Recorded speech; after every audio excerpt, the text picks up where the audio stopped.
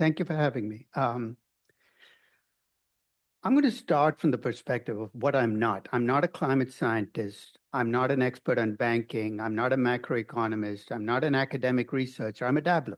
I dabble in lots of different things. And I've spent 40 plus years observing how businesses and investors behave. And what I've discovered is psychology and perception have a lot more effect on that behavior than economic models. So as an outsider, I'm going to give you my perspective on what I've seen happen around climate change. And this might not be diplomatic, but might as well cut to the chase. Here's what I've seen over the last 20 years. Climate change is the most publicized, the most warned about, and the most discussed existential crisis that I've ever seen. And you're saying that's merited, that's fine.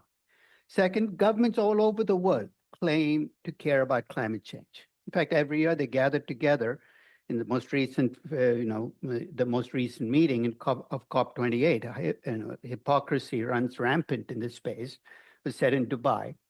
They talk about how they're going to change the world. They set targets that everybody knows will not be met. And I'll guarantee you there'll be a COP29, perhaps in Riyadh, where we will repeat the whole process again. Companies and businesses all claim to be green. They claim to care about the climate. And I'm going to gag the next time I see the words net zero in a company's financial statement, or an airline asking me to pay an extra $40 to see if I want to reduce my carbon footprint. And in this process, they've been aided and abetted by consultants and experts who fed them the buzzwords. And let's face it, ESG is an acronym. It doesn't even merit the notion of an idea or a concept. It's an acronym. Sustainability, just as much of an acronym. And these consultants have told these companies that they can have their cake and eat it too, that they can be green and be more valuable. Investors, same phenomenon. They've pumped in trillions of dollars. Don't tell me enough money hasn't been invested in green spaces. Trillions of dollars. And again, with the promise that they can deliver higher returns while being good. Consumers have been given lots of different ways in which they can show how wonderful they are. They can buy green products. They can invest in green funds. They can misbehave all day and come back home, buy an ESG fund, and say, I'm okay again. But here's, I think, the most sobering reality. After 20 years, trillions of dollars, and all of this talk, if you look at how much of our energy comes from fossil fuels, it's barely budged. In fact, you know that our dependence on fossil fuels decreased more between 1975 and 1995 than it has in the last 20 years. And the reason for that was actually the one alternative energy source that most green energy people claim to hate, which is nuclear energy. Over the last 20 years, our dependence on fossil fuels has gone from 85% to 81.5%. We've reduced dependence by 3.5%, and we paid $10 trillion for that amazing fact. I'll let you do the math on that. If you really want to get the fossil fuel dependence down to 50%, you work out how much it'll cost. This notion that you can get good without sacrifice is the heart of why all of this space is in trouble. I'm not in any position to give you advice on what you should do with your banking, your pension funds, but I'll tell you what I think. I think you got to stop with this apocalyptic stuff. Do you really think telling people that the world will end in 35 years is going to make them behave better? That's like telling somebody they have 60 days to live and say, behave healthfully. It's not going to happen. So even if you believe that the world will end if climate change is not met, telling people that is the worst possible strategy psychologically. Second, remove virtue from this discussion. This notion that if you believe that climate change is before, you're a good person. If you don't, you're a bad person. It's contaminating the discussion. It's making the perfect the enemy of the good. In fact, much of the research, and let's face it, much of the research on ESG and sustainability is not what the paper it's written on, but the research that actually takes a closer look has concluded that shades of gray are better than black and white, that investing in brown innovation is better than investing in green innovation. That accepting shades of grays, I think, incremental change is going to be much more effective than this, hey, if you don't do this, we'll all die. And okay, Professor Damodaran, this is a fascinating statement, and I think we're going to have a really good discussion today, but I have to stop you there so that we can go to questions and answers. Okay. and explore these ideas in greater detail. So we'll start with Mr. Mazier for 6 minutes. Thank you, Chair. Professor Damodaran, my questions will be for you today. Are Canadian depositors at risk if the government mandates ESG ratings or climate-related disclosure statements on financial institutions? It goes back to the heart of what I said, which is sacrifice is at the heart of being good. If you're going to ask banks to do something, you got to ask who's paying for it. Bankers are. It's not coming from bankers' personal wealth. The market cap of the 5 biggest Canadian banks collectively will be a drop in the ocean of the cost of meeting climate change. So if you ask banks to bear this cost, and what I hear when I hear that is you got to lend to green energy companies at below market rates. Because if it's at market rates, you don't need any of this stuff. If you're going to ask banks to do it, guess who's going to bear the cost? It's going to be depositors. Is that really what you want of this process? Acting like banks are these are like the big tech companies with hundreds of billions of dollars to throw around is delusional. So ultimately, if you put strictures on banks, the people who will pay this, and I can almost guarantee you this outcome, will not be bank shareholders, will not be bank managers, it'll be bank depositors. Thank you. I thought your role was to protect them. Thank you. So it goes into my next question. What would be the impact to retirement savings if government forced climate-related disclosures on Canadian pension funds in an attempt to meet the Paris climate targets? I'll be quite honest. I think I call this disclosure diarrhea. It's happening across the board. Companies, pension funds. You know what the net effect of all of this disclosure is? We get immune to it. We'll have 150 pages. And in fact, if you want truly ineffective legislation, pass more disclosure legislation. It'll actually make people even more immune to debate about climate change because you're going to throw the big stuff and the small stuff into that disclosure. And if in fact, pension funds are required to bear a cost, there again, you got to ask, is this the right group to be bearing that cost? Will government regulation of ESG scores and climate change disclosure statements on financial institutions have any impact in reducing emissions? Well, even the ESG services have no idea what ESG measures. ESG is the most diffuse, undefined. It's like nailing Jell-O to a wall. If ESG services have no idea what they're measuring, how the heck are governments going to require companies to follow ESG rules? It's a recipe for disaster again.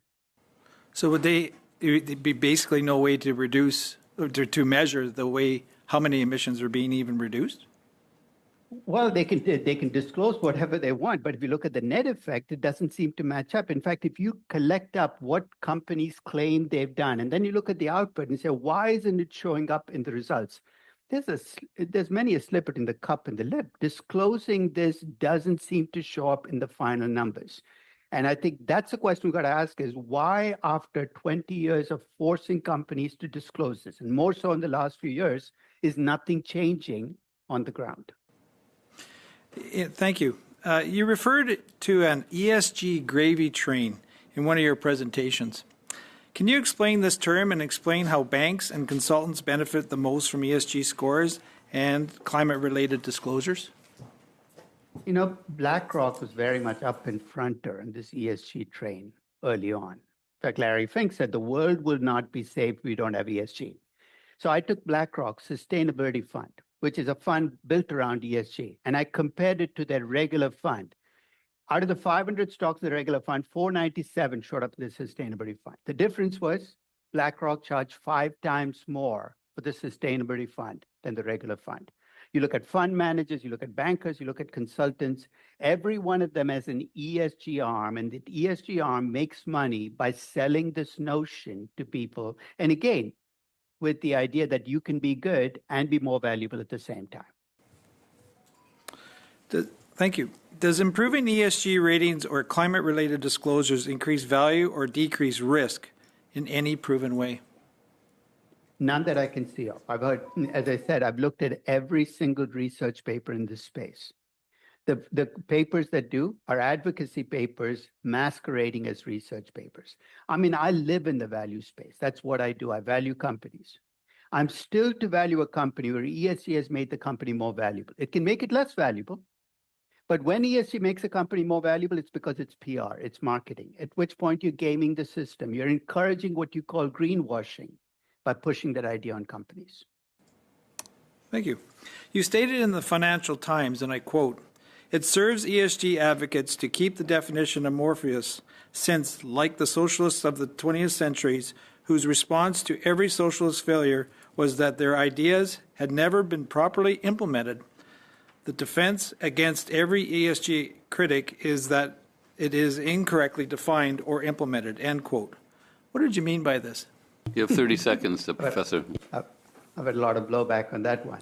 The truth is that because ESG measures, you put 100 ESG people in a room, they come up with 100 different definitions. So whatever your critique is, they say, that's not my ESG you're critiquing. Very convenient, but not very, it's not very honest. Thank you. We'll go now to Mr. Cram, you have 3 minutes. Thank you to all the witnesses for joining us today. I'll start with Professor Damodaran. Professor, in your opening statement, you talked about how our dependence on fossil fuels increased more from 1975 to 1995 than at any other time because of the adoption of nuclear energy. And you also spoke about I believe you used the term, the hypocrisy of environmental activists and their bias against nuclear energy. Can you explain why this bias may be there in the first place and what some of the benefits of adopting nuclear energy may be? You're on mute, Professor. Our dependence decreased because of nuclear energy. I think part of it is, again, this black and white of, you don't accept shades of gray. You are going to put things on one side of the line or the other. And for whatever reason, perhaps because of safety mostly, nuclear energy ended up on the wrong side of the line. And once you get on the wrong side of the line, there is no way back in this space. de vous interrompre. Excusez-moi, oui. I'm sorry to interrupt you, Mr. Chair. But in terms of nuclear energy, we're talking about sustainable finance. We already had 4 meetings. We have a report on nuclear energy. I don't know why we're coming back to nuclear energy today. They were talking about finance. Yes, but the subject is quite broad, I think. Broad enough so that we can include discussion on nuclear. We will continue. There are 2 minutes left. Okay. As I said, in a world of black and white, once you're on the wrong side of the line, there's no way back. And that, I think, is part of my problem, is purists end up putting one type of energy or the other on one side of the line, and we cut off any chance of compromise. Okay, thank you, Professor. Professor, do companies that adopt ESG policies see higher rates of return compared to companies that do not? No. In fact, the higher rates of return that high ESG companies have derived has come mostly from big tech companies early in the process being classified as good companies on the ESG space. It's got nothing to do with ESG. It's accidental alpha, as I call it. And would it be the case that if companies that did adopt ESG policies did see higher rates of return, then all these companies would do it and there would be no need for this committee meeting today? Is that a fair assessment, Professor? That's exactly right. If ESG and sustainability was so good for your bottom line, why the heck would you need it in the first place? They'd do it anyway. And also, Professor, in your opening statement, you used the example of being asked to pay $40 to reduce your carbon footprint on a commercial airline ticket. What advice would you have for people the next time they're asked to pay that $40 to reduce their carbon footprint the next time they buy a commercial airline ticket? You have 30 seconds, Professor. You'd be out of your mind to pay it. I would not. And can you elaborate on why that is, Professor? Because that money might go into planting a tree in Oregon or it might go into somebody's pocket. I think that this is part of the gravy train that I talked about, all that money being collected with very little to show for it. Merci.